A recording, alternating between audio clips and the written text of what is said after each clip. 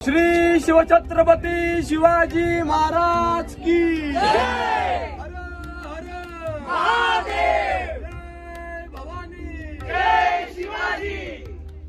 आपण राजवाड्याच्या बाजूला या दगडामध्ये केलेले दिसत बघा दगडी, हे पिण्यासाठी पाण्याच्या टाकी आहेत। दगडामध्ये पाणी थंड राहायचं ना, आणि पूर्वीची लोक खांद्याला कावड लावून शिक्षा असायची काम सुकारपणा केला तर। खाली गंगासागर तळ पाहिलं बघा, त्या तळ्यातून पाणी आणायचं महाराजांपुरतं पिण्यासाठी पाणी इकडे, आणि याच्या पुढे महाराजांचं टब्बात म्हणजे आंघोळीचं टाक्या पिण्यासाठी पाणी जे वापरलं जायचं ना ते इथे, आणि तिकडे बाटटब। आता बाटटब म्हणजे थोडक्यात आताच आपलं स्विमिंग पूल। चपला खाली काढा सर, हो सर, चपला खाली काढा। बाटटब आपलं महाराजांच्या काळात तिकडे आहे, टब्बात आपण पाहिला पुढे जाऊया। इकडे लक्ष द्या, इथे पिण्यासाठी पाण्याच्या टाक्या पाहिल्या बघा आपण, आणि याच्या पुढे महाराजांच्या काळातलं टब्बात म्हणजे आंघोळीची जागा, दगडामध्ये जे आपल्याला गॅप सोडले बघा समोरचे, तिकडे काय नाही, या साईडला फुलामध्ये दिसत नाही, इथे दोन गॅप आहेत पाणी काढण्यासाठी। ही जी दोन दगडे असतात बघा आपल्याला इकडे, या दोन्ही दगडाने ते पॅक केलं जायचं। आज आपण रायगडाच्या अत्यंत पावित्र्याच्या ठिकाणी आपण उभे आहेत। हा महाराजांचा राज दरबार आहे। दरबारामध्ये सिंहासनाचं तुम्ही दर्शन घेतलं बघा, तिथेच महाराजांचं ओरिजिनल 32 मणाचं सोन्याचं सिंहासन होतं। 32 मन म्हणजे एक मन म्हणजे 40 किलो, असं 1280 किलो वजनी सोन्याचं सिंहासन इथून चोरून नेलं बघा। ही आतील मूर्ती युवराज छत्रपती संभाजीराजे कोल्हापूरची 6 जून 2009 ला ही मूर्ती आतमध्ये बसवण्यात आली। मूर्तीवरती जो हार पाहता बघा, हा रोज येतो सांगलीवरून शिवप्रतिष्ठान भिडे गुरुजी यांचं एक मंडळ आहे। मंडळामार्फत गेले 26 वर्षापासून इथे नित्यनेमाने पूजा होते। तुम्ही देखील त्याच्यामध्ये सभासद होऊ शकता।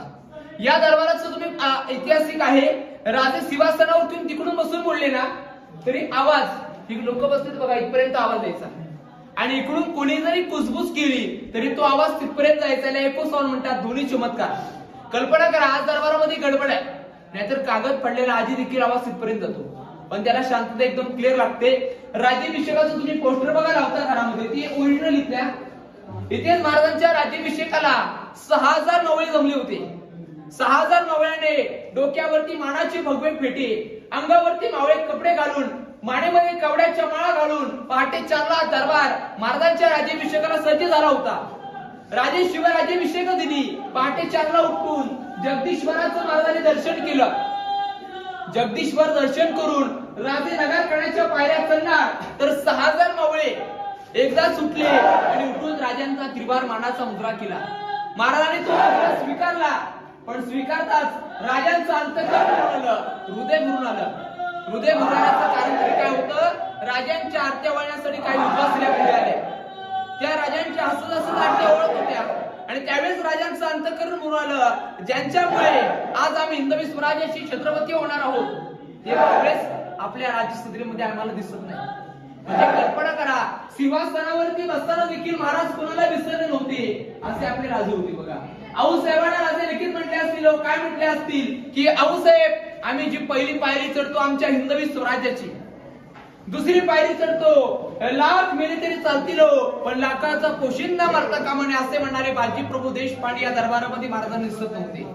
तिसरी पायरी चढतो आधी लगीन त्या कोंडाण्याचं, मगच माझ्या रायबाचं, असे म्हणणारे तानाजी मालुसरे दरबारामध्ये आम्हाला परत दिसले नाही। त्यांची आठवण महाराजांना अनेक मावळ्यांची येऊ लागली। म्हणजे कल्पना करा, सिंहासनावरती राजे बसताना देखील मावळ्यांना विसरले नव्हते, असे आपले राजे होते।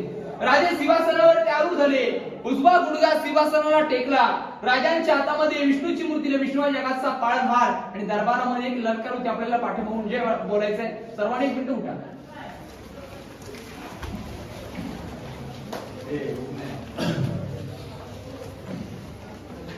बोलू महाराज, प्रौढ प्रताप पुरंदर क्षत्रिय कुलवंश सिंहासनाधीश्वर महाराजाधिराज राजा छत्रपती श्री शिवाजी महाराज की जय। धर्मवीर छत्रपती श्री संभाजी महाराज की जय।